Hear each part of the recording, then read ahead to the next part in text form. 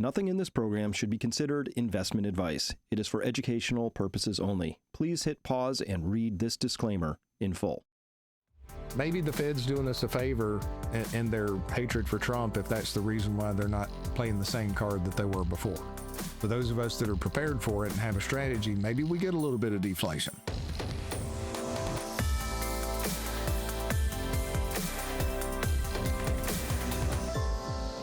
Hello, everyone, and welcome to this edition of Finance U. I am your host today, as I am every day, Dr. Chris Martinson of Peak Prosperity and also peakfinancialinvesting.com. Back with me today, Paul Kiker of Kiker Wealth Management. Hey, Paul. Hi, Chris. Good to see you today.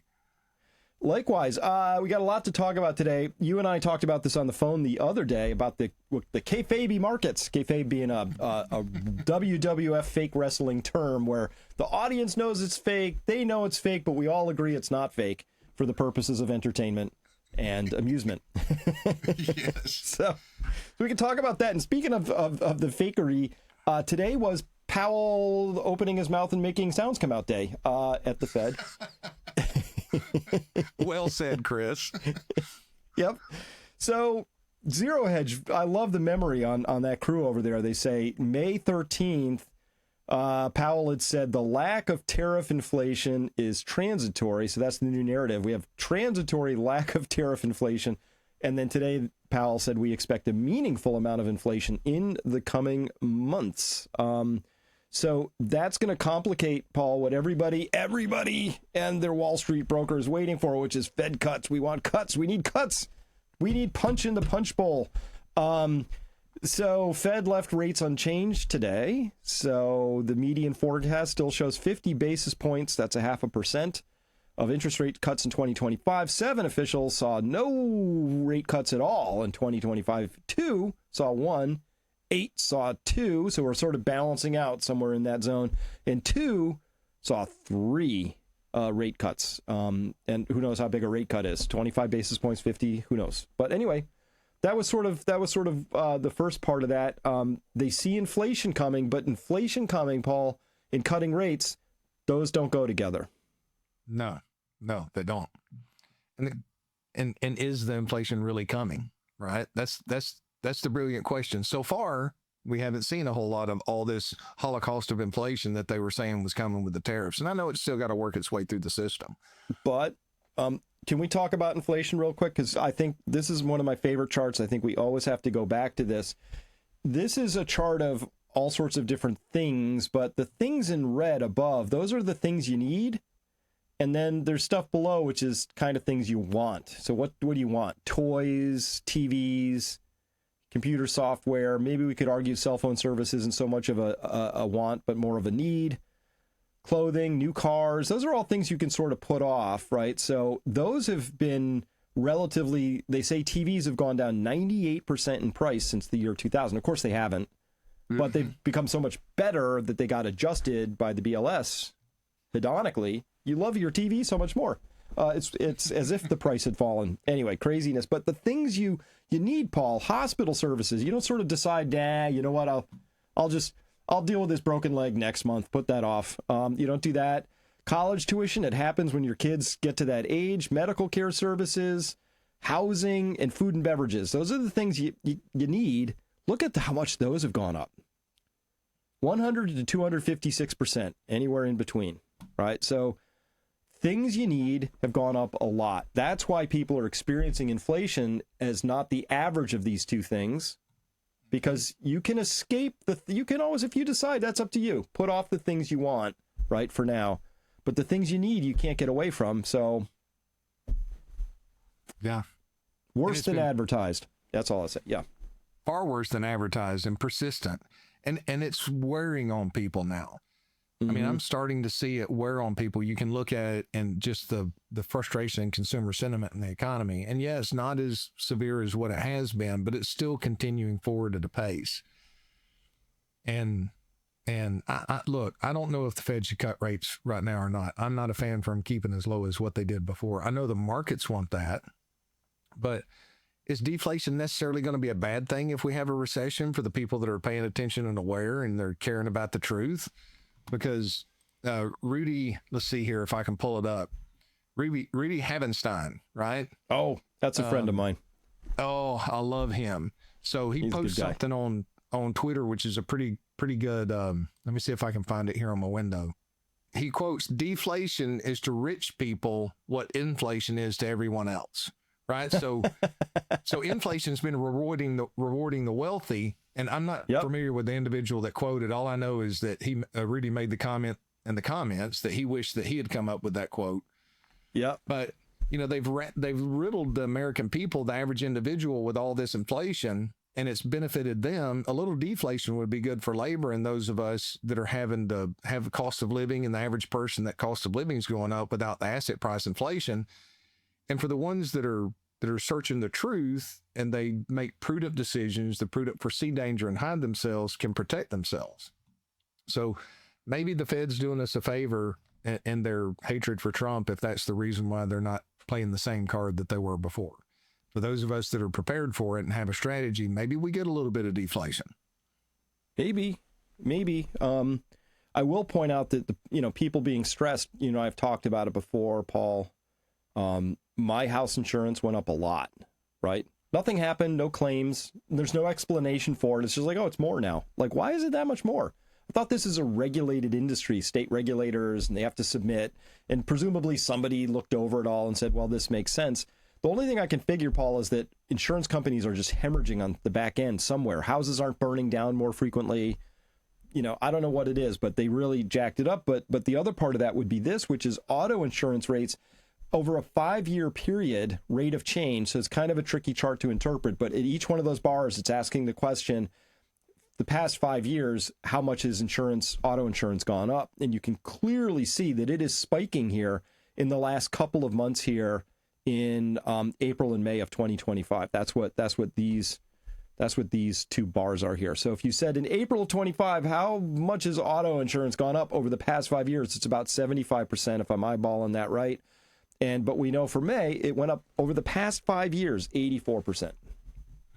And you can clearly see, Paul, something is happening over here, right? Something not good. This here would be not consistent with low inflation. That's high inflation. That's high inflation. And I shared this theory, I guess it was about a year ago. We were talking about what was taking place in the commercial office space with, work from home and everything. And we shared all of the data about these major buildings that were getting sold for 20 and 30 cents on the dollar. And we were wondering why it wasn't passing through to the banking system. Well, as you and I talked about that, I got to thinking, I'm like, big insurance companies, that's where they invest. They put a lot of their capital in these big commercial properties from a long-term standpoint. And I've had the theory for a while that a lot of these extra costs, yes, the cost of autos is higher. The courts are very generous in normal bumper to bumper accidents where you're getting these $1.5 million settlements for cars that weren't totaled. That has some input to cost to it. But I still believe that a lot of it has to do with that they are passing down their losses and their investments to the average people. So if that's what's taking place, it's essentially a taxpayer bailout that the government regulators are overlooking it. Well, I'm sharing this idea with somebody in Florida. Their insurance had gotten so expensive, they got declined for a particular reason. So they went with a smaller company. And as part of their policy, it stated, hey, if we have losses that are enough, there can be a special assessment that takes place. So when those hurricanes came through, right, the insurance company in Florida, they didn't get a special assessment. Because I was sharing this kind of discussion with them, and they made the comment, so that's really interesting because the hurricane came through, so they were prepared for that. We didn't get a special assessment. So maybe there is some truth in the fact, and I don't know. I can't prove it. I've looked, I've tried to find the data. If it's out there, it's hidden. It makes sense because we know that's where their investments are. And then you're seeing all of these massive increases across the board that just don't make sense don't get me wrong, inflation's been horrific, but it doesn't make sense for those insurance premiums to go up that much. But the excuse is because of all these major natural disasters, they're supposed to be prepared for them. That's the excuse for them to kind of cover it up with regulators that may not be paying attention to what's really going on under the surface. Mm-hmm. lot to cover there, but I do think that it would be important if the Trump administration or a future one wanted to do something, they would get rid of this litigiousness that happened. So I've been reading lots of accounts over on Reddit. It's the subreddit is r/legal advice. And Paul, about half of them seem to be people saying, hey, I was in this minor fender bender 2 years ago. I just got hit with a $50,000, $100,000, $2 million suit, right? And the advice always is, hey, you let the insurance companies take care of it. They just got to deal with it, and it's just a thing, right? But like, why are you getting a $2 million suit a couple years after a fender bender where everybody, just sort of exchanged info and left, right? But that's the game now, right? And so we all pay for that, and I guess that's part of the game. But I don't think it's something else is going on. There's something those last two bars there. That's pretty excessive, right there. Yeah. It is. I mean, and it's accelerating at a faster pace. And Yep. that's gonna further put pressure on the consumer. The consumer has been ridiculously resilient within the US right now. I mean, the one thing we can do as Americans is spend and borrow money to spend at the government level and the individual level. And so I don't know what's driving that, but that's scary if that continues, actually. What's that going to do to the average household and people that are on fixed income that haven't prepared for that?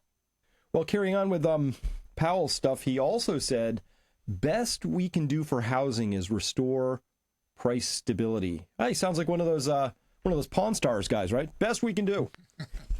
What does that mean to you? Restore house price stability. What does that mean? Because they've been shooting up like crazy and they've gotten completely unaffordable for a lot of folks in a lot of districts. So what does he mean restore price stability? Like, I don't get that. Fed speak is meant to be a little confusing anyway, but I don't understand that in any way whatsoever. I mean, if house prices were down 50%, that makes a lot of sense. But I mean, is he saying we're going to hold it steady here? Like that's price stability? Like we're going to hold them at these super high elevated levels? That's a good question. That doesn't make sense to me. I don't know what that means, but best we can do. Right? But on the other side of that, so the way you restore house price stability, I guess, would be to keep interest rates kind of stable. Because as soon as you jam interest rates low again, house prices in theory take off again, and that doesn't help. So I'm not sure what the Fed... Listen, Paul, I'm a free market guy. I don't think the Fed should have any business setting interest rates. No. Or trying to decide what price stability looks like or what full employment is or how to get there. I don't think they should be doing any of that stuff. They're just bankers. Bankers. Bankers want to make a profit. It's literally all they care about. So that we have a concerned set of central bankers who want to do good things for us, like make sure that the economy's growing and that housing's stable. Like, I don't think they should have any part in any of that. I every regulated market I look at, Paul, is a disaster. Oh, absolutely. Absolutely, in every way. Because they're not serving the people, they're serving the corporate interests and those who line their pockets the most. Mm-hmm. As I've thought about that, because I haven't seen that quote, Chris, is that a secret statement? Hey, to all of you bankers out there, the best we can do is try to preserve prices where they are right now, because we really understand that prices are too overvalued. And if we get into an economic environment to a downturn, that we see it drop dramatically. Because there's a lot of like they have before, Yeah. Well, I mean, you and I have talked about this before, but in several key markets, we saw obviously inventory is climbing. This is in the Dallas area right here, and then same thing in San Francisco. So we're seeing we see this weakening price and sales volume stuff, and that's carrying on right now, by the way. So the Fed saying, hey, best we can do is make sure that the home prices in San Francisco don't fall more than they already have. Is that the... And how would the Fed do that? They're just some dudes and dudettes who sit around a very nice mahogany table and open their mouth and words come out. What would they actually do to make housing prices stable? That's a good question.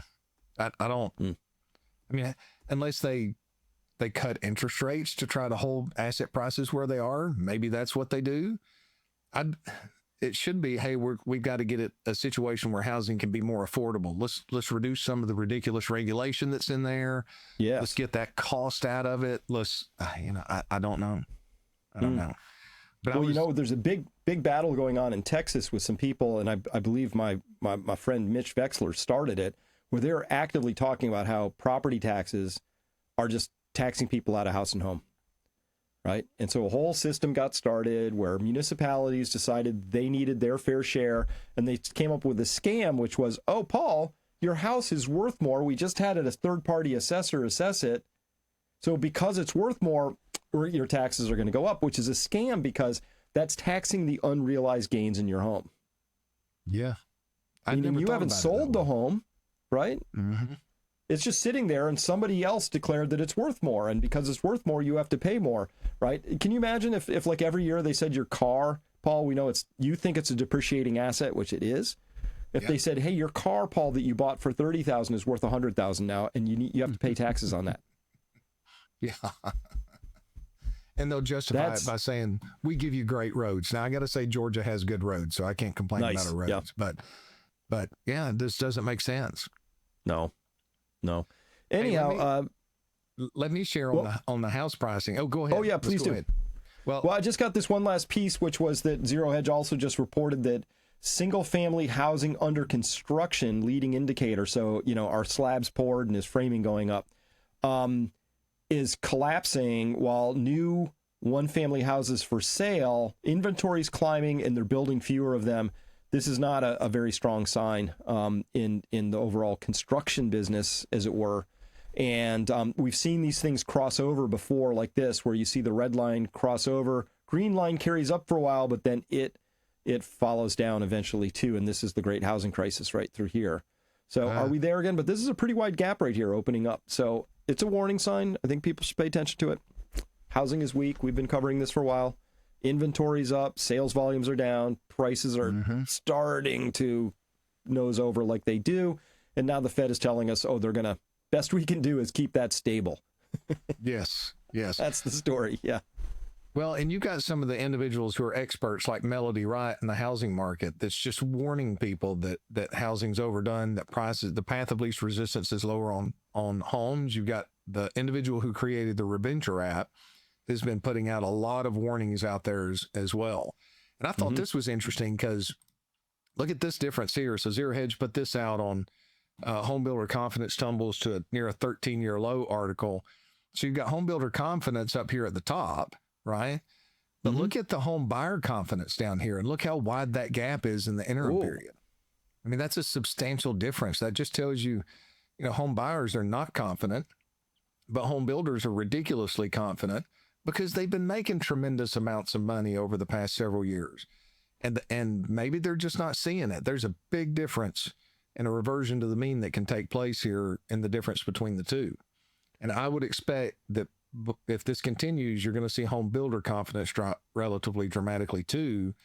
And my concern is that's another pillar of the economy where this market's acting like we're going to get a perfect outcome. We're going to get a perfect outcome to the conflict between Israel and Iran, and the war in Ukraine is just completely out of the radar right now with what's taking place.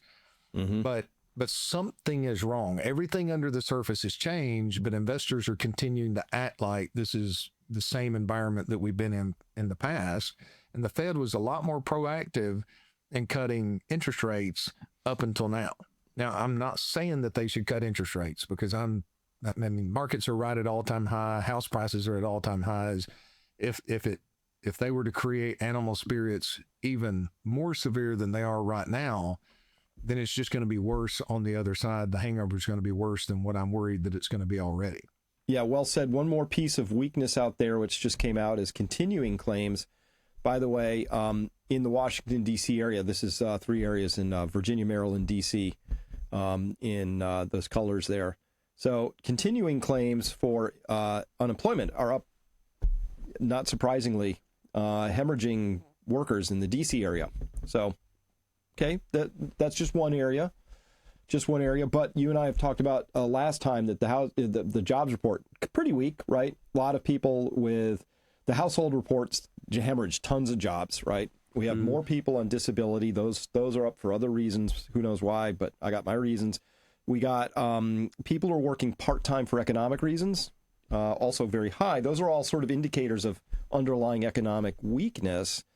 And that would be the environment, Paul, that's the reason I call this the Kayfabe markets here, because, those are the kinds of things that should lead to some sort of caution in the markets.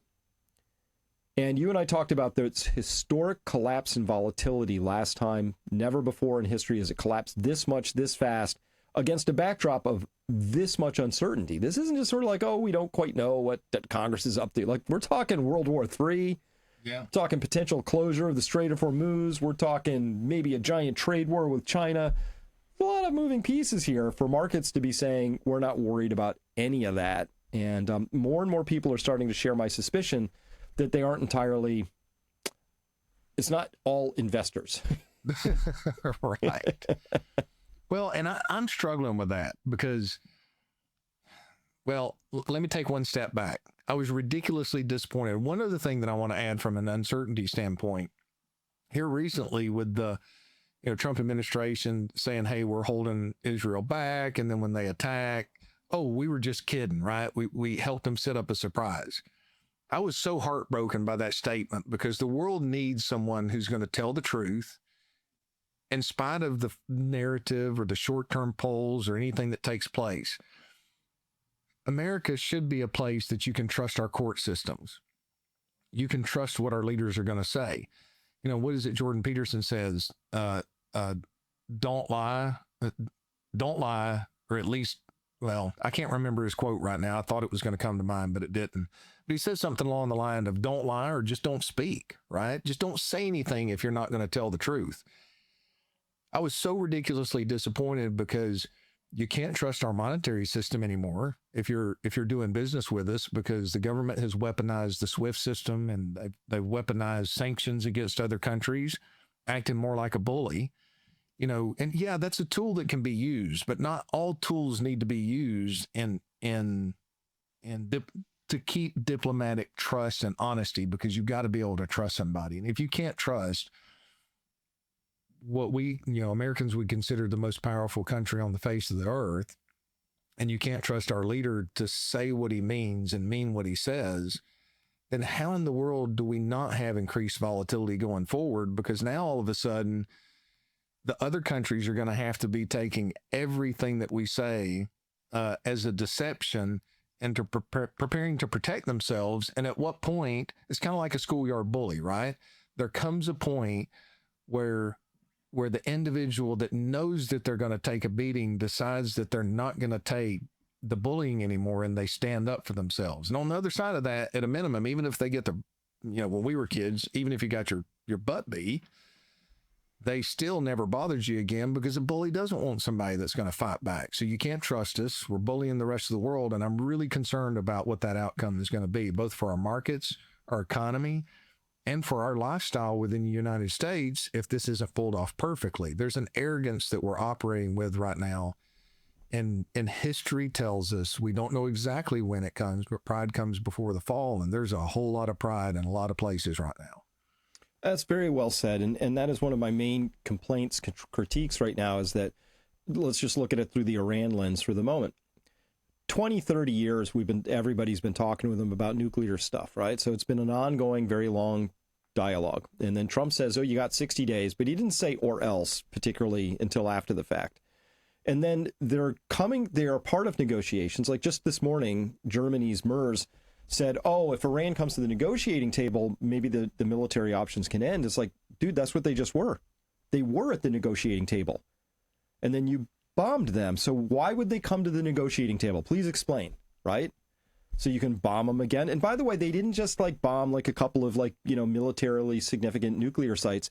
They took out the head negotiator who was in his apartment. It was a very particular personal strike. It said, we're going to take out the top negotiator. So now let's talk about negotiations. And by the way, can you imagine how awkward this is going to be? You're a negotiator. We got this very complex stuff to do with China now. It's about trade. It's really complicated. You sit down and the Chinese person just goes, why should I trust you?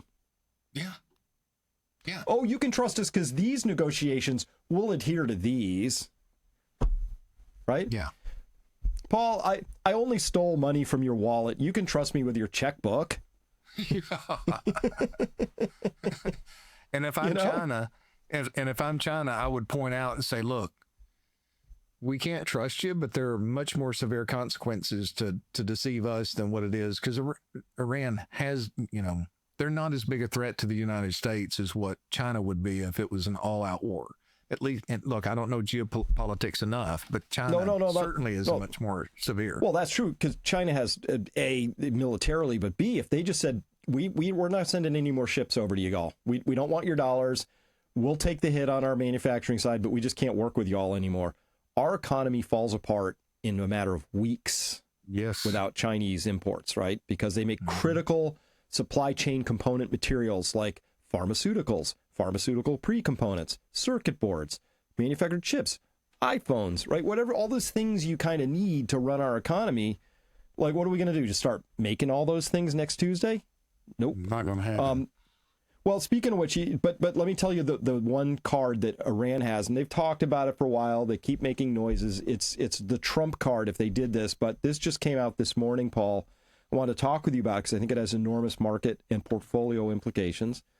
Suleiman Ahmad is obviously very, he's got more of an Iranian slant than an Israeli slant, but I'm not just saying that because of his name. I follow him on Twitter. He says, quote, breaking Strait of Hormuz closure imminent. Iranian state television has announced that a full closure of the Strait of Hormuz is imminent. Global financial markets will be disrupted. Energy infrastructure is damaged. Oil prices surging to $400 a barrel. And they say here that over 20% of global oil supply flows through it, but it's more than that, Paul. Here's what flows through it. Coming by source, you see the UAE putting out about 4.4 million barrels per day, because this is thousands of barrels. 4,403 barrels is 4.403 million barrels. Kuwait 7, Saudi Arabia 7, Kuwait 2, Qatar 2, Bahrain 3, Iraq 1, all that, right? So 21 million. We burn, the world burns about 103 million barrels a day, but most of that's kind of produced and consumed locally. So there's actually, Paul, about 50 million barrels a day that flows across the world. That's 40% of it right there. Wow. So 40% of the oil that needs to be exported, that's the critical stuff. If Canada produces some and burns it, it doesn't matter as much as this number. So every country that's dependent on oil imports would take it and take it hard. And what would happen? We have $106 trillion of debt, something like that, in our system now in the United States. What happens when 100+ trillion of debt runs into $15 a gallon gasoline? It just stops working, right? Oh my gosh, that would be absolutely devastating for households. Consumer has nothing left over. The inflationary implications are not going to be solved by a Federal Reserve that prints and hands out money or slams interest rates to zero. Corporate profits would be absolutely obliterated because of the input cost. And then, that would be absolutely horrific. Agreed. So, you know what? State TV in Iran, maybe they're talking some smack. This would be catastrophic if 21 million barrels a day suddenly stopped flowing. So you know where I go, Paul? The same place that told me Trump was going to win in this last election. Mm-hmm. You got to go to Poly Market. When money's on the line, you let the money vote. Here's the money voting on Poly Market asking the question, what's your bet that the Strait of Hormuz will get closed in 2025? We got a few more months in the year, obviously. Here in June, it's about half the year, but 57% chance, like more than half, more than a coin flip, according to Poly Market. But look at it skyrocketing there as of the last week or so. That's a big deal. Yeah. I think people got to get ready for that. That's Paul, there's inflation, which is you print too much money, you spend it, it happens. But this is not inflation. They'll call it inflation, but it won't be inflation. Mm-hmm. It'll just be a supply shortage leading to vastly higher prices for something. And it'll feel like inflation because we confuse inflation with prices rising. But they can rise because you printed too much money, which is actually the value of your money falling.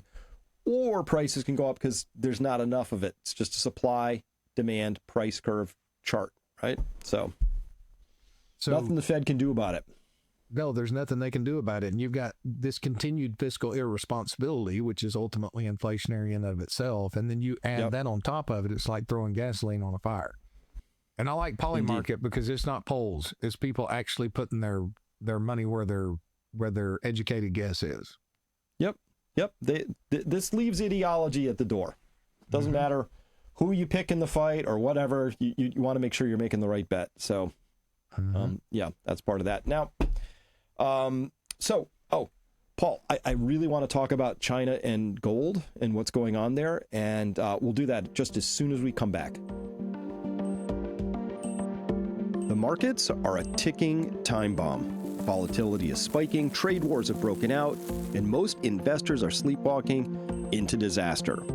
Many portfolio strategies perform poorly during times like these. At Peak Financial Investing, however, we don't gamble with your future. Our registered investment advisory connects you with battle-tested wealth managers who reject outdated models and embrace active management, strategies proven to navigate chaos, and who aren't afraid to discuss things like the great taking, or maybe the importance of protecting your wealth with gold. Without the right approach and with the wrong advisor, you're risking, well, everything. Don't wait for the crash to act. Visit peakfinancialinvesting.com right now to schedule a free consultation and discuss your particular situation. Take control of your wealth before the markets take it from you. Again, that's peakfinancialinvesting.com. And I'm Dr. Chris Martenson, urging you to act now. All right, welcome back. China, gold. I think China, Paul, has full. Let me just put this on the table. I think that they have leadership there where they are not stocked up with people who are morons. Make of it what you will, but they put people in positions of power who have real competence and demonstrate competence. And when they're incompetent, they tend to get removed. You know, they don't have any. Our former energy secretary is Jennifer Granholm. They don't have any Jennifers trying to run their national energy policy. Right? She had zero experience, didn't know anything about anything. It was a disaster, predictably. So looking at China, I think they're always, I watched closely. This caught me. Gold Markets Investor, which is at Global Market Observer there, MKT Observe on Twitter, said China continues to quietly acquire gold through the London market. They bought 27 tons in April, according to Goldman Sachs estimates. Over the past year, China's monthly purchases been hovering, as I'll say that carefully, hovering between 25 to 60 tons a month. These are massive. Like this is the estimate by Goldman Sachs in the light blue here, and reported by the People's Bank of China as this little red schmear. Nobody's buying that. So Goldman Sachs is estimating, Paul, this is big, 50, 60 tons a month. That's huge. By China, just quietly vacuuming it all up. And again, it started here in earnest around 2022. We've described why before. That was weaponizing the U.S. dollar reserve currency against Russia, who you just pointed out is not really in our optics anymore. But still, that moment, I think, woke China up and said, you know, maybe we should hold gold instead of U.S. dollars. Maybe that's a good idea. There it is in a chart form. Now, I believe with the hindsight of history, the pain of changing became easier than the pain of staying the same at that moment. Because that's when they've been very aggressive and started to communicate, accumulate, and understandably so. Because all of a sudden now you can't trust the monetary system. And we had, I'd get myself into a position where I'm not reliant upon and they don't have that power over me. So it makes sense that they're accumulating that much metals. 32,150 times, let's say $3,400 an ounce. Yeah, it's $110 million a ton. So they're throwing half $500 million chunks out the window on a monthly basis. Like, bring it in. My view is I think they're bringing it in as fast as they can without raising alarm bells. Yeah, it's right? smart. It's smart.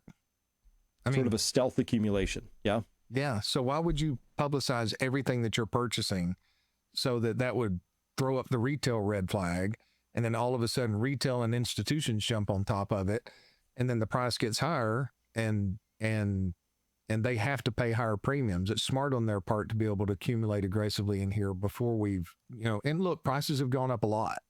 but not in relation to all the money that's in circulation. So gold, by a lot of measures from a long-term standpoint, is still undervalued. Yep. And I've got a chart in here somewhere. Let's see here. I love this chart. So this is just to put it in perspective of to what happens from a historical standpoint. So I think we've talked about this before. So what I'm looking at here, what I'm sharing is a gold continuous contract. It's end of day. Mm-hmm. So going back, and I cannot remember, and I apologize. I wish I had could provide the source, but I do have a legitimate source because I verified it.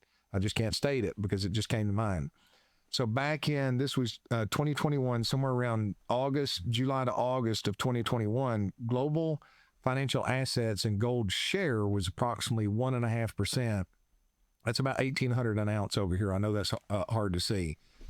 Where we were back in December of 2024 at that's about 2,700, 2,650 an ounce. It had only risen to global financial assets and gold share at 2.1%. So imagine if we were to get to 5% of global assets. Mm-hmm. Imagine if we were to go to 10%, just how much higher the value of gold would be in that period of time. They're looking long term. Well, I ran those numbers a while ago. So the current value of the U.S. gold market is about $1.5 trillion-ish. Okay. And so I asked the question, what if the top 10% of families decided they wanted to have a 5% allocation to gold? And the answer was, because there's about $160 trillion of wealth stored in those families, the answer was, well, you need $5 to $6 trillion of money goes into gold, but the total market currently is only $1.5 trillion, and that's being generous because I don't think we're going to sell any of Fort Knox's gold to these people. Maybe, no. But I doubt it. So once you skinny it down, I'm like, Paul, this market is going to get if they just want a 5% allocation, which I, by the way, and this isn't investment advice, and I don't give investment advice, but personally, from an educational standpoint, 5% would be the bare minimum that I would entertain if I was running a family office or a personal portfolio. I'm much higher than that personally. Again, education, that's all. But if they just did 5%, you're going to have to 6x the value of the current market. Yeah, that's tremendous. That's tremendous. But what if they went to 10%? It just goes crazy. It gets stupid from there, right? So, but will we go stupid? Probably. Probably. We probably will. Before it's over, there's no doubt. So, Paul, can we turn now? I see the time moving on here. I want to make sure we cover all of this stuff. How about this? So you like charts patterns. This is the NASDAQ. And somebody here noted that they think they're looking at a megaphone, the dreaded megaphone pattern, because the reason it's dreaded for those of us who follow such things is it gets wider and wider and wider and wider, but one day it tends to break down out of the megaphone. They're suggesting there might be a few more counts higher, which makes it all look good, but there's a big old ugly in the background here coming along. And I know the markets look bulletproof, but you and I have talked about this, that almost all of the buying has been done by retail, not institutions. Mm-hmm. And by the way, Paul, not insiders. This just came out in the Financial Times yesterday. Corporate executive stock sales reach an all-time high. So what do those insiders know? They're looking at the big picture. They understand how tedious the underlying economic situation is and how perfection is going to be needed for us to get the best outcome. Yep. And they're making smart decisions at this point. They really are. And this is an environment where if you're in an institution, you can offload your shares over to retail because they're feverishly buying up this market. We've turned the markets into a gambling environment, is what it is. And I'm extremely concerned about that. This is on this side is the S&P value 6,000-ish gets up to there. But here on this side, we're looking at the ratio of sellers to buyers. So it's just a ratio. So this is 5, say. So there's 5 times as many sellers as buyers. So insiders are still buying, but some are selling. And you see here at this big burst of, it was above 3. So from 3 to 5. And that was during that ramp up here. And then look what happened when it collapsed down into the great financial crisis here. This went all the way down to below 1. There were more buyers. And what did those insiders know? Well, they were pretty smart, right? As they came up through all of this. And then you can see there's this big burst of selling up here as we came back in through that piece. But again, they collapsed down. So here they are. This is the highest. This is an all-time high. There are more insiders selling today. And who are they selling to? They're selling to retail. Mm-hmm. Yeah. Mm-hmm. And that's a double plus on good. You don't want the insider selling, and you definitely don't want them selling not to institutions either, but to retail in the scheme of things. So that looks like weakness to me. It sure does. And on top of that, you've got private equity now, which is putting out a massive number of advertising, which is trying to offload their illiquid products onto retail. So you've got insiders that are selling. You've got hedge funds have been selling into this. They may be stopped into the market, but this is the perfect environment for Wall Street to be able to offload their shares and prepare to be in a better position to buy if we do get some deflation in the markets. Deflation means prices go down. And Paul, give us an example. What is a private equity deal? What would that look like if somebody got approached by one of those? Okay, so that's a good question. How do I explain exactly what private equity is? So what private equity is, so there's a problem with a lot of companies that'll go public. So you've got these special acquisition vehicles like SpaceX, right? They're what's the structure on SpaceX specifically? Average retail individual can't buy it, right? Because that's not a good idea of private equity. So let's see what private equity would be. Okay, private equity would be, hey, we're going to provide some type of lending that the banks won't cover. So they're going to go out and they're going to raise capital by a lot of individuals, and they're going to do bridge financing, or they're going to do some type of special financing. That's one option. So that's structured in the loan market. The other environment, and what I have seen in the investment industry, is they're going to say, hey, we're going to go buy a bunch of RIAs, Registered Investment Advisory Practices. 2010, 2011, they would sell for 3 times, revenue. I'm just picking that simple just for explanation purposes. So what they'll do is they'll raise some capital, and they're going to be a $2 million minimum, for example, to go in there. And they'll get however many people come in. Then they're going to start buying these advisory practices and combining them together. Then they leverage them up, and then they'll take that and they'll go buy a bunch more. So they may be buying private stocks, buying small businesses, but they lump all of these things together and they tell investors that they're going to be tied up for 5 to 6 years. So it's private equity. It's not publicly traded data. So I haven't had to explain this for a while. I've talked about it, but you asked me a good question. I'm trying to think. So they're going to lump all this together. And then what they try to do is when they get it big enough, they're going to sell it to an endowment like Harvard or some other institution that's not going to deal in small businesses. So they wrap these things up, but they've levered them to the hill. Well, the problem is your big investors have been buying up a lot of these really sexy private equity deals over time, and now they don't have anybody to sell to, right? They've got some illiquidity in there. So there's several individuals that have come about and talked about Harvard's private equities, a large portion. I'm seeing all of the rave right now from my friends that are at major Wall Street firms in the buy and hold side. I'm like, hey, what's your big firms telling you that's nice? Oh, our clients have got to have private equity. So what they're doing is they're going and showing to the average person, because now the minimum purchase points have been dropping. Okay. Some of them you can get in for as little as $50,000 at this point. Don't get me wrong. $50,000 is a chunk of money for somebody to lose, but that brings it down to the level that the average investor can put some in there. So the Wall Street firms will say, hey, if you had invested 20% into private equity over the past, then your returns would have been this. Because when you get in on that original side with the big money and then you start leveraging these up, what does it do? It's asset price inflation. But then it reaches a point of diminishing returns, and there's a limited number of buyers. So it's the perfect vehicle for Wall Street behind the scenes to be able to avoid some of the regulations on publicly traded companies. You've got institutional investors to begin with. And now that you've got a track record, you can go to the regulators and you say, hey, this would be appropriate for the average individual. You grease the right places. And now you're offloading that to the average individual when it has maximum efficiency, maximum debt level that's accumulated with it, and maximum downside risk.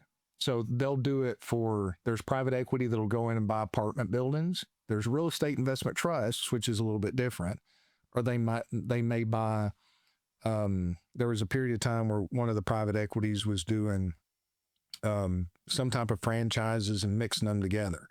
So, but typically what they're going to do is they're going to go borrow these. They're going to leverage them to the hilt, get them as maximally profitable as they can, and then they're going to package it up and sell it to individual investors. And that's one big concern that I have right now, is because you can't see all of the inner workings because you don't have all of this public reporting requirements in the private equity, at least from what I understand, that you do in publicly traded equities. Well, I'll give you an example I just heard about from a friend up in Maine.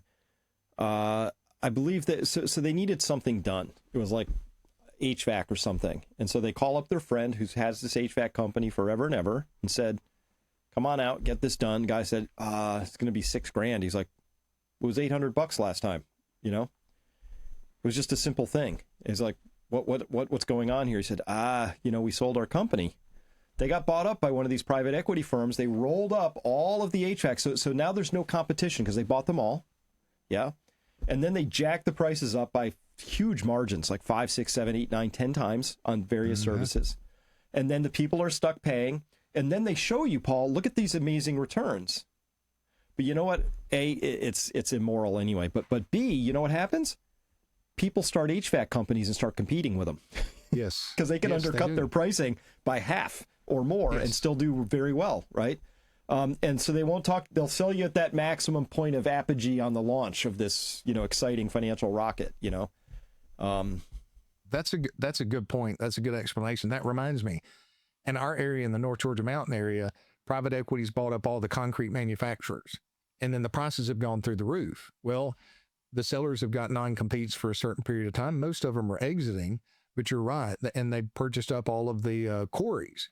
So now you're paying ridiculous amounts for your gravel and load of gravel that you come in. Yeah, some of it's inflation, but it's exactly what you've done. It's regional monopolization of prices. Mm-hmm. You're exactly right. What happens on the other side, especially when these non-competes expire, or entrepreneurial individuals recognize, hey, I can make a good living by doing the same service for half the price. Yeah, your explanation was much better than mine. Very well done, Chris. Well, we'd say private equity. I just want people to know what that means. Hey, I ran across something, Paul, I was dying to get your take on. Jim Chanos, who I've had the pleasure of meeting before, he's an interesting character to say the least. Here he is describing his strategy around MicroStrategy, which is Michael Saylor's company. MSTR is the ticker symbol. It's the company very famously, I don't know if they do anything anymore, besides buy Bitcoin and then issue preferred and regular stock and some kinds of debt. At any rate, here's Jim describing what I thought was a fascinating strategy. I wanted to get your take on it. Michael Saylor is a wonderful salesman, but that's what he is. He's a salesman. And what he's selling investors is the concept that you give me your money and I'm just going to go buy Bitcoin. And hopefully the value of my stock trades at a premium to the value of that Bitcoin. And so as long as I can keep doing that, I generate value. And this is, of course, I called it financial gibberish because on top of that, he also said in your interview, he said, the company should not just be valued on the basis of the Bitcoin holdings, but on a multiple of the profits that accrue from when I do this financial alchemy. And I pointed out on social media, I said, well, that's akin to saying, well, my house that rose in value from $450,000 to $500,000 last year is not worth $500,000. It's worth $1.5 million because it's worth the $500,000 plus a 20 multiple on the $50,000 increase. And of course, that's absurd. But that's the claim he's making. And let me just interject really importantly here. I'm actually doing what he is advocating, right? I am selling MicroStrategy securities to buy Bitcoin. Let's be clear, it's a hedge trade. I don't know where Bitcoin is going to go. And it doesn't matter to you, actually. It doesn't matter. The premium compressing matters to me. It's important to understand that in 2024 and 2025, mostly at the end of 24 and 25, MicroStrategy has sold $35 billion roughly of securities, $33 billion in common and convertible into common, and $2 billion in preferred, most recently. The market for the preferred stock that he's selling is tiny relative to common. Let's be clear about that. And in his own words that you just played back, he makes a case that you have to be crazy to buy these preferreds, right? He's going to pay you a dividend, maybe. It's not redeemable. It's perpetual. And if I don't pay the dividends, they're not cumulative. I don't have to pay the back dividends. So, who in their right mind institutionally would buy these preferreds? So interesting, huh? Oh, look, short sellers are different characters, but the ones that have survived as long as Jim Chanos, they're brilliant. And they're good at discovering these inefficiencies in something like that. That's worth listening to 5 or 6 times over again, because he just summarized a great strategy. He's selling MicroStrategy to buy Bitcoin. Wow. Yeah, I mean, it's like it's a can't lose. He just has to wait for the margins to compress, right? That's just gonna. Yeah, the premium's gonna compress. It will, and so I had to pull it up. But this is MicroStrategy. Like, why would you buy the stock? Just buy Bitcoin. But people are buying this, but under the idea that it's going to perform a lot better than the Bitcoin that's being used as the core asset to back this. It's a back anyway. Market cap $103 billion. It's got a very high beta, which means that if the market moves 1 unit, it's going to go 3.76 units. If it goes down, it's going way down. Earnings per share minus $22.25. Minus 22. It has a negative earnings per share. They're burning cash. And there's this premium between their underlying assets and what their stock is trading for. I don't know how Jim loses in this trade. Hey, as long as he's got the wherewithal, which he's been short selling for long enough to ride out any euphoria in the interim period. But I don't see how he does either. That was very well articulated, very well explained, and very well thought out. That was impressive. I've been impressed by some of the things he's done in the past and just how clearly he sees things. Yep. And that's the most impressive yet. Yeah, he is quite the character, meeting him in person. He's every bit who he seems to be. He is quite the character. I'll tell you more about that offline someday. And don't ask him a question you don't want to know the answer to, right? Right. So I that's just a cautionary tale again, not for or against anything, not financial advice, but for people who are trading in MicroStrategy, you're going to want to listen to that 5 or 6 times till it sinks in. Yes, because there's a story there. And please do. Yeah, Jim is a hard guy to just discount. I mean, you'd have to work hard, but yeah, and he survived. He survived all kinds of market cycles. And he does that by being smart, calculated, and careful. And Chris, talking about MicroStrategy, that brings to mind something that Jeremy Grantham was talking about his career recently through GMO. And he's been a legend throughout all of the market cycles. But he talked about a lot of the mistakes that he made in the past. And he said one thing, and this is one thing that I have discovered too, that you have to spend a lot of time educating people to keep them in the right place, because he stated clearly, there's no more pain than an investor. This isn't his words. This is my summary. There's no more pain than an investor can feel than to watch somebody else getting rich or perceived to be getting rich while they're sitting there, making a little bit less. And that's the problem with MicroStrategy and some of these others. Seller makes these sensational claims. It sounds really sexy. The average person can't refute it. You're at the golf course. Somebody's bragging about how much money they're making. You're as smart as they are, and then you're feeling a little bit foolish, and then that fear of missing out, people start piling in. And I'm seeing that everywhere right now. I mean, everywhere, from housing. During the internet bubble, we saw it in the internet stocks. Value stocks were thrown out. Housing wasn't really the bubble. That burst. Then it turned into housing. We know how both of those ended up. Amazon was down 92% from top to bottom approximately after the internet bubble burst. Investors just got too speculative in the short run.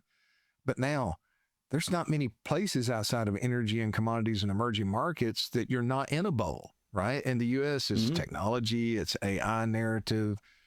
And then he also, but that's the problem. So be very careful. I've always been worried about MicroStrategy, and it works until it doesn't.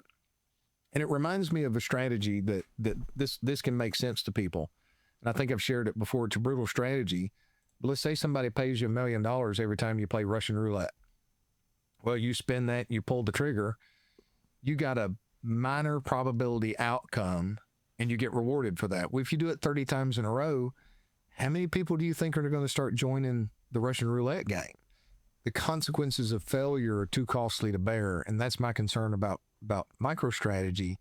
Is if it hiccups, it can go wrong really, really painfully. And he just did a phenomenal job of pointing out a way to bet against that. And now I wouldn't recommend the average person do that, because he's a professional and he's got a lot of scars to know what he's doing. But that was an unbelievable communication. Thank you for sharing that. I'd not seen it. I knew I wanted you to see that. So speaking of sort of finding the bet that's wrong and going against it, one of the things that the oil markets have been doing for a long time, Paul, is betting that we're going to get to this thing called peak oil demand, right? And the International Energy Agency, they just came out a couple days ago and they said, oh, yeah, it's coming real soon. People are just going to stop burning more. And the cornerstone of their argument is that there's going to be all these EVs, right? Electric vehicles are going to just burn into that demand. And listen, I understand that the IEA has political thing. They're really more of a political agency than I would consider to be a truly agnostic research firm, right? Which is what they ought to be. So they kind of, you have to read through what they say, but this is getting kind of awkward for all of us in the space right now, because if you look here, I know this is just Canada. Just Canada. I mean that not dismissively, but they're a small market relative to, say, China. But this is something I'm seeing all over the world. It's in Europe. It's happening. Latest electric vehicle sales data released by Stats Canada. Last quarter, EVs dropped 54%. Fully electric cars dropped 57%. Gas and diesel went up. So, dude, where's my peak oil demand, right? Yeah. Hang on. This gets more interesting because we just had a really interesting update in the Energy Information Agency, the EIA, in their June 2025, what's called Short-Term Energy Outlook. That's STEO. They're STEO, okay? While you're pulling that up, I'll share something here to buy a little bit of time for you. So, and this is relevant. Tavi Costa talks about, oil surge for a brief moment. This is back on June the 14th. But what I wanted to point out is energy sector is a percent of the S&P 500. Look at that. Going all the way back to 1926, what we saw in 1980, that huge oil spike in 2007, it's down to 3% of the S&P 500.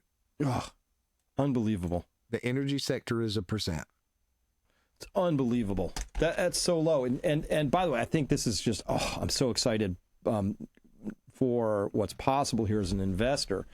So look what they just announced, Paul. You see, this is total U.S. crude oil production, right? Remember, we weren't going to hit peak of production till forever. And then they said, 2027. Now, if you notice, this black line is just a tiny bit lower than that. Now they've backed it off. 2026 is going to be lower than 2025. And it's kind of a permanent condition for the U.S. That's just how it's going to be. Wow. So now that's advanced forward. By the way, we're sailing into this period, maybe with the closure of the Strait of Hormuz, with the SPR barely started the refilling process. That's the Strategic Petroleum Reserve. Plus, we just had a big drawdown in gasoline and also crude, this last report that just came out for the past week. Plus, we have the least amount sort of in storage all over out of the last 5 years, just right at the bottom of that range. So we don't have a lot of supply. And we have future supply constraints. And the response to that, Paul, is to have a failure to negotiate in an above-board manner with the people who control the choke point for 40% of the exported oil in the world? Yeah. Make it make sense. That doesn't make sense to me. That doesn't make sense to me. One question I want to ask you about that chart. So does some of that, how much of that has to do with the fact that oil prices are low and it's just not economical to go drill more rigs? A little bit of it, but not a huge amount. So yes, it's true. If oil prices are low, you get rigs stacked and people don't prosecute as aggressively. That's true. On the other hand, a lot of them have who don't have their own leases, right? If you purchase a lease, right? So you might be a Texas landholder, Paul, and I'm like, hey, I'd like to drill on your property. We'll write a lease. It's a legal contract, and you're going to want to protect your interests. So it'll typically say something like, hey, you can have this lease. You got to pay me all this money, but if you don't do anything in X period of time, in the next year or 2 years, like if you don't put a hole in the ground, you lose it all, and I get to sell it to the next guy, right? Very standard sort of an arrangement. So a lot of these people, instead of losing the entire value of the lease, will drill anyway. So that tends to keep the drilling a little stickier than you might, just based on pure economics. So that can happen, right? But on the other side of this, if we stop drilling right now, and we wouldn't, but if they just stacked all the rigs and said we're stopping, the tight oil, the shale plays, which are most of that story, Paul, they lose every month.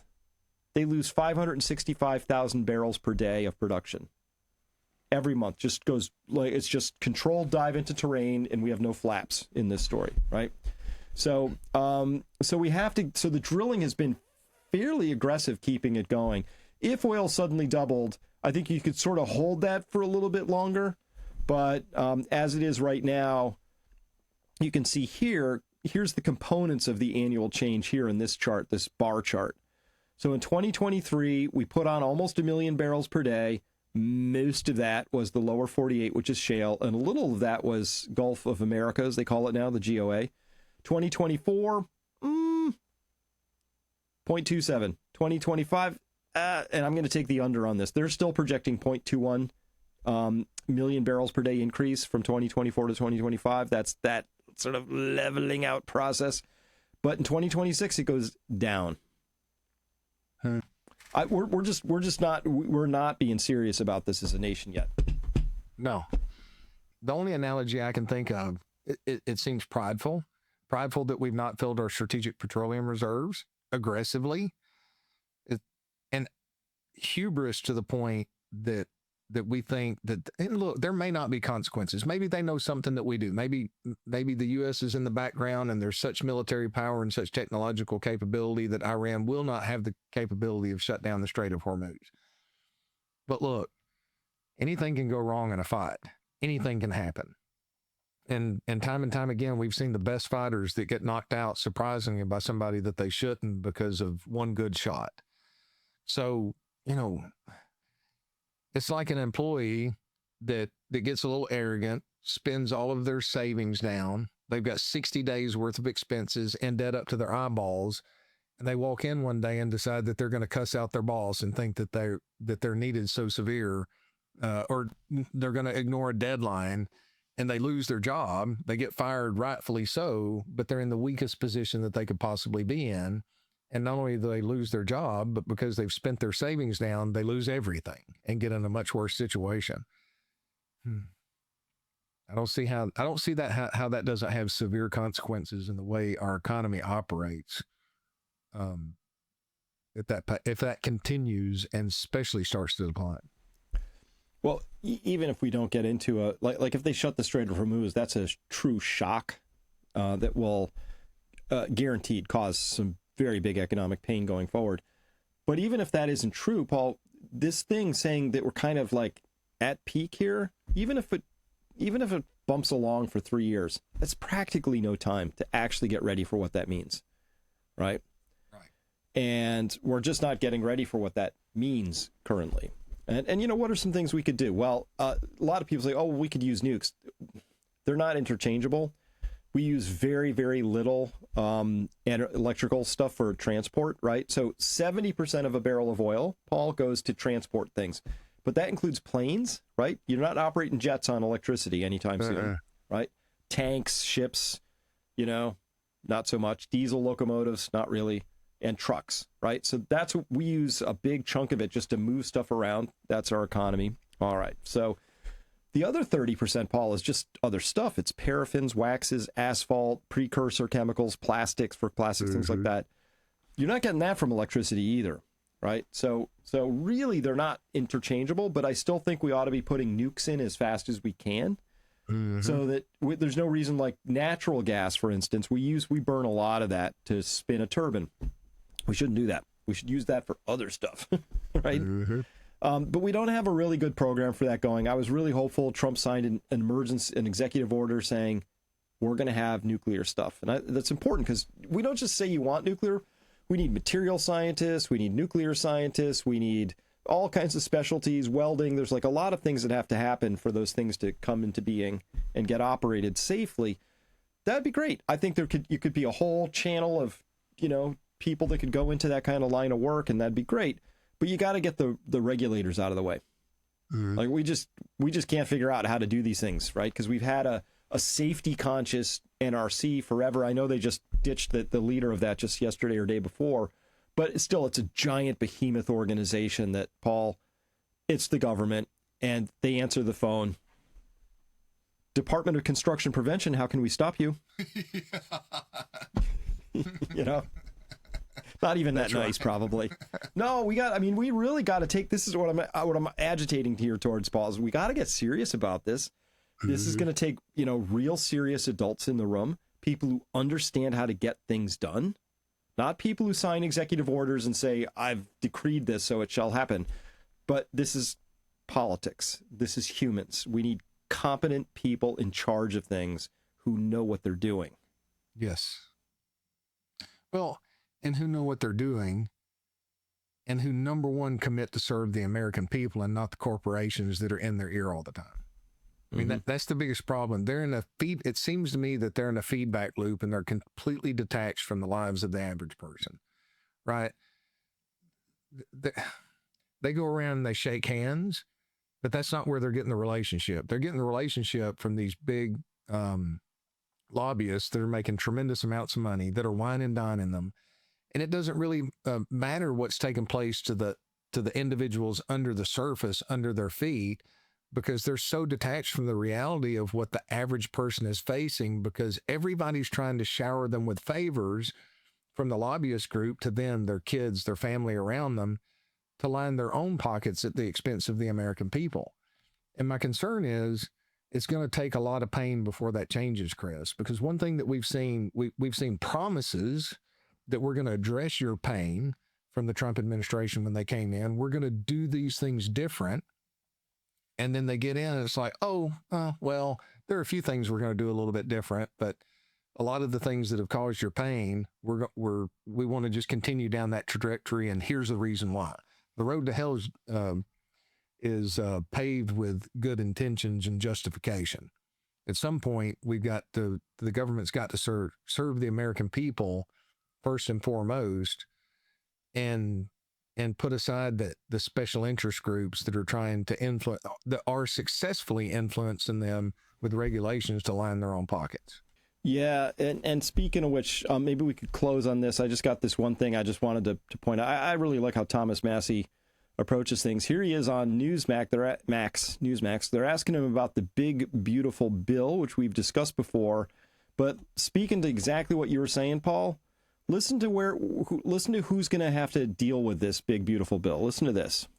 Joining me now, Congressman Thomas Massey from the great Commonwealth of Kentucky. Congressman, good to have you with us.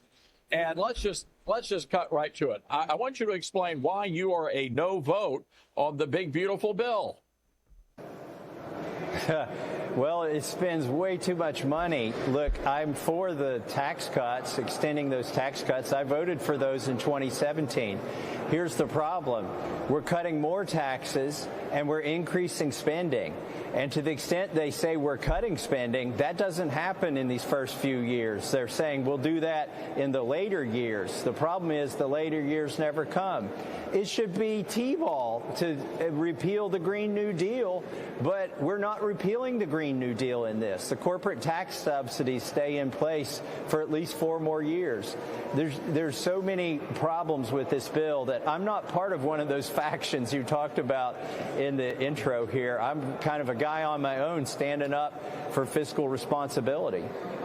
So the point there, Paul, was that he said, oh, yeah, we have all these incredible spending cuts. They just hit later, right? And later never comes. Later happens, and it's an emergency. There's a recession. It's a war. It's a bad time. Don't you understand? Of course, that'll fall on my watch as a future congresswoman or man or whatever. It never happens. My father-in-law likes to have fun. When I call him, first thing he'll do is he'll answer the phone and say, hey, the check's in the mail, right? So it's like and he pays his bills. It's just something that he does funny. So it's like the creditor that's calling and say, hey, you owe me some money. Well, the check's in the mail. You'll get it in the future, but you never get it. That was very well said on what he did. And it's so frustrating. It's so frustrating because at what point are we going to change? And the longer we put this off, the worse the pain is going to be. Yep. The options get fewer and less palatable, you know, and at some point we'll have to make really hard decisions, and people will be unhappy with that. But well, Paul, I want to help people, and I hope people who could hear all of this could hear it in the right spirit, which is I like to educate people so that they can hear those words and decide for themselves. But if they do decide that they want to maybe manage the risks here, understand that the world is changing very rapidly, and that there's times to be aggressive and there's times to be defensive, and there's times to just know what's happening. So I want people to have financial freedom. I don't want them to be forced into decisions they wouldn't take because their money went away or it didn't last or it got inflated away and they didn't understand that. So that's why I love working with you and the way in which you go about helping people do those things, which is develop a plan. Yes. Any closing words here today for our fine listeners? Well, thank you for that. And it's an honor to serve people and help. And I will say this, and look, here's the thing about the investment world. You can make the right decision, but not get the perfect outcome, right? So with the things that I'm seeing under the surface, this is the one thing that I've stated a couple of times here in the past couple of weeks. I'm very concerned about the euphoria that's in the markets in several sectors. There's a lack of patience with the average individual out there. There's a near panic that we've got to, because inflation's wearing on people, Chris. It's wearing on them. It's scaring them. So they feel this panic that they need to go out and do something. I've got to deploy some capital. I've got to do this. I've got to participate in the game. I haven't seen it this severe in my career. I saw it some in the late 1990s, but that was fear of missing out. But I've never seen it like I'm seeing it right now. So the one thing that I want to state, it's not missed opportunity for short periods of time. And I'm seeing short periods of time of 12 to 24 months sometimes that causes you to fail. It's not that missed opportunity, it's loss of capital that can cause a problem. So the thing that I want to warn people is look at your situation, get yourself prepared. If all of this stuff under the surface is a warning, and we keep getting these little yellow lights that are going off in parts of the economy, can the Fed save the day? I don't know. I don't think they can without more consequences. Maybe they can. But the path forward to perfection is so narrow that it's going to have to be navigated perfectly. So I just tell people, make sure that you're in a place to be resilient. Take some of these profits off, build your emergency funds, make sure that you're in a position to where you can service your debts if you lose your job for 12 to 24 months. If you don't have any debts, good for you. If you're in a position where you can pay them off, you still got to do the planning in there, right? And still have some emergency funds aside. Good for you, because we're not guaranteed that we're going to get hyperinflation in the interim period. I'm more concerned about the return of your capital right now than I am the return on your capital. Now, that may change 3 months from now. But with what I'm seeing under the surface, this is a very dangerous period of time. So be careful, be wise, and remember, the prudent foresee danger and hide themselves while the simple pass on and are judged for it. I think that's very apropos for the moment that we're in right now. Excellent. Well, thank you. For everybody who wants to, who's interested, is ready to have that conversation with Paul and his team, please go to peakfinancialinvesting.com, fill out a very simple form, and emails get sent on the basis of that. And within 48 business hours, somebody will get back to you from Paul's team to schedule a meeting. And we'd love to have you go through that process. And Paul, everybody who's been through the process, whether they join with you or not, has told me highly valuable. Really, it's a great service you offer. Well, thank you. It's our honor. It's our honor. And I had one today that was one of the most enjoyable. It was somebody that it wasn't appropriate for us to work together. Mm-hmm. I said, hey, follow up with me when you get this, and this in place. And before we finished, they said, hey, thank you. This was impactful for me to see where we are. So that those things keep us going. It's an honor to serve people. We serve people, not money. So if you've got some desire to reach out to us, we're not pushy. If we can help you in any way whatsoever, whether we do business together or not, then everything else will take care of itself. Those are those seeds we get to sow. Excellent. Well, until next time, Paul, have a great weekend. Everybody else, thanks for being here, listening to this, and please leave the comments down below. Any topics you want us to talk about, just let us know. We'll cover them. And until next time, Chris Martenson signing off.